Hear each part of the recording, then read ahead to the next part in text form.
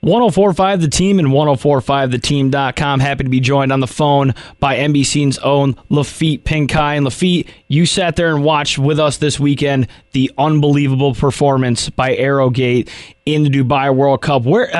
I watched this and then watched it again and then watched it again, and then I couldn't figure out how this horse 7 months ago was 10-1 in the Travers, and what a 7 months it has been. Where do you rate this performance in races you've seen in your life?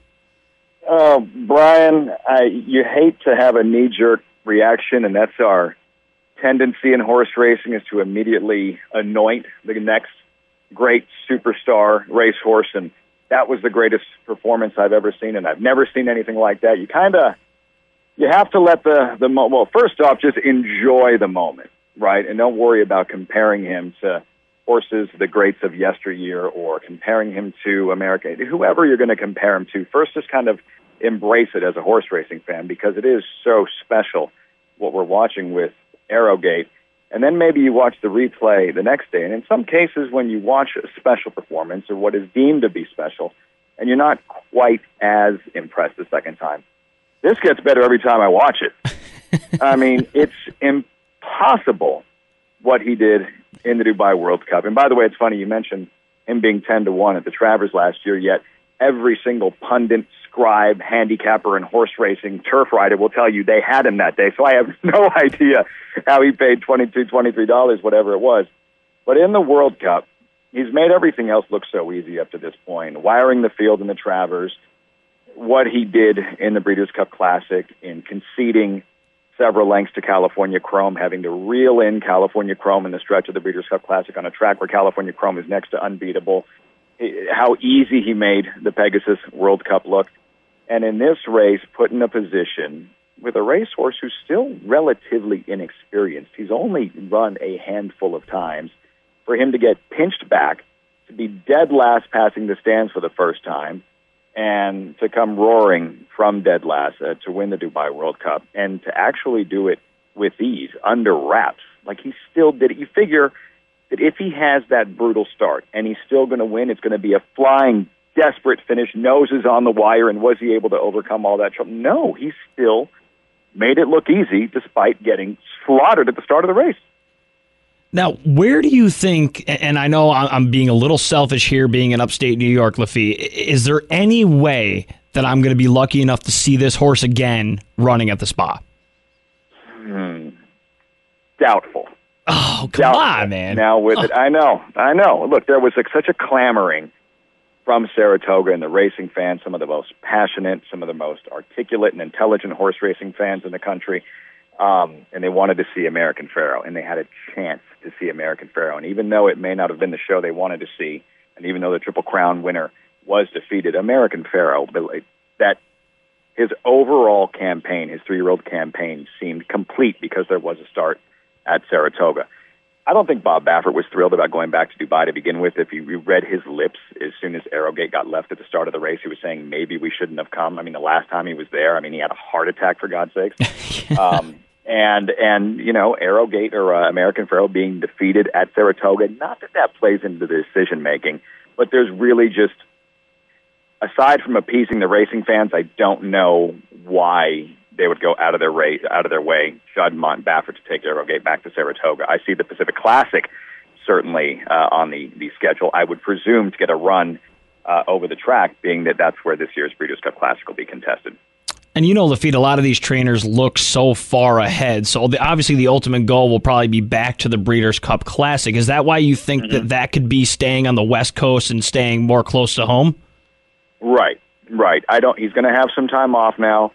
And part of what makes Bob Baffert the brilliant trainer that he is, and I still believe he actually is underestimated as a trainer. There's a lot of skeptics that point out he gets the best horses, and he gets the most expensive horses, the best bred horses. Of course he's going to have this kind of success. Now, you have to give him a little more credit than that, and he has a sixth sense. And my father shared this with me once. He says, part of what makes Bob Baffert so special, and he said Bobby Frankel had some of this as well, it was that intuitiveness to be able to somehow, not necessarily, you're not communicating with the racehorse, but you're allowing the racehorse to communicate and convey what's best for them, whether it's when to work them, when they need some time off.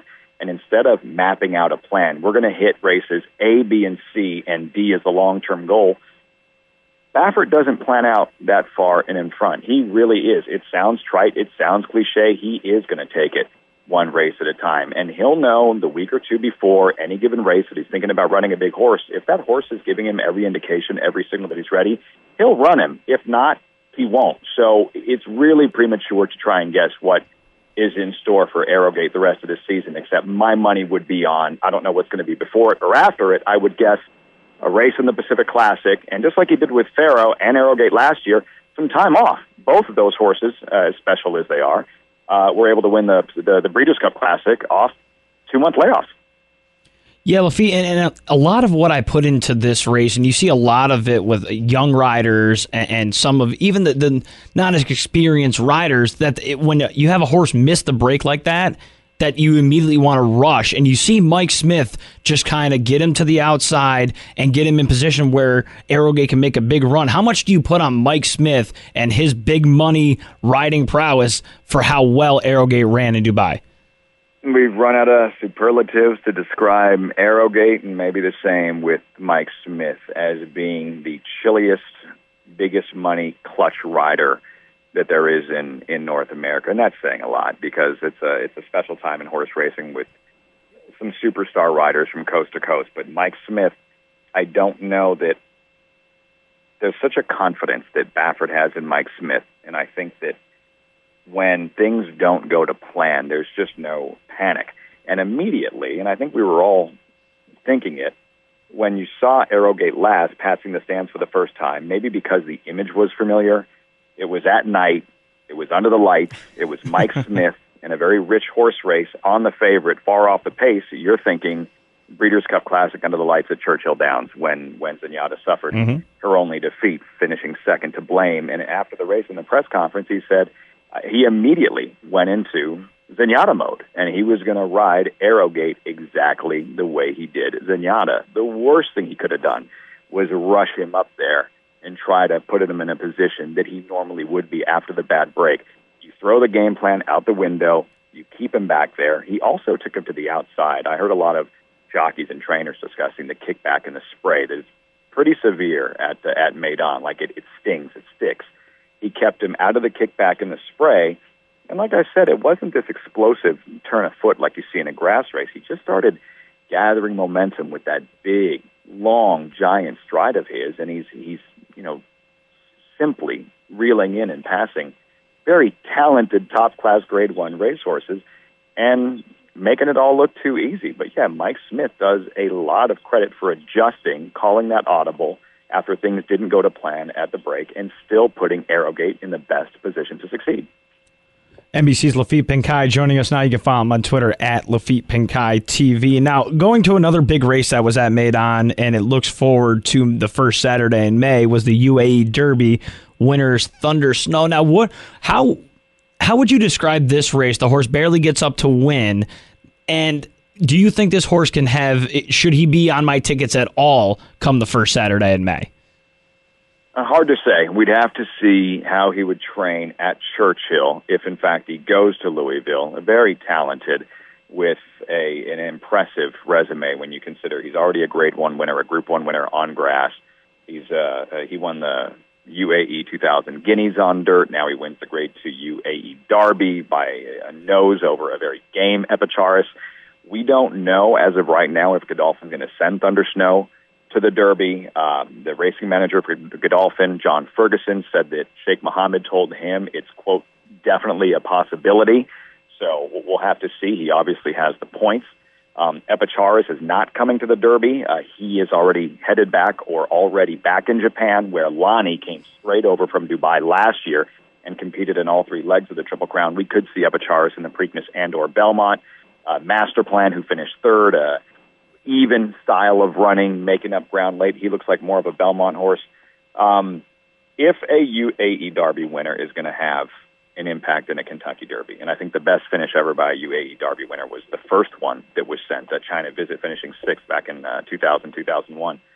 It might be a year like this because I don't think that anyone at this stage is going to mistake this North American crop of 3-year-olds as one of the best we've ever seen. We're waiting for a standout. We're waiting for a superstar. We had it for a couple of minutes with Mastery, and then he was pulled up 100 yards after the wire. So maybe it would be that perfect storm, a combination of a very talented racehorse, which Thundersnow is, and a 3-year-old crop that is at this stage, as far as that Tier 1 upper echelon, somewhat vacant.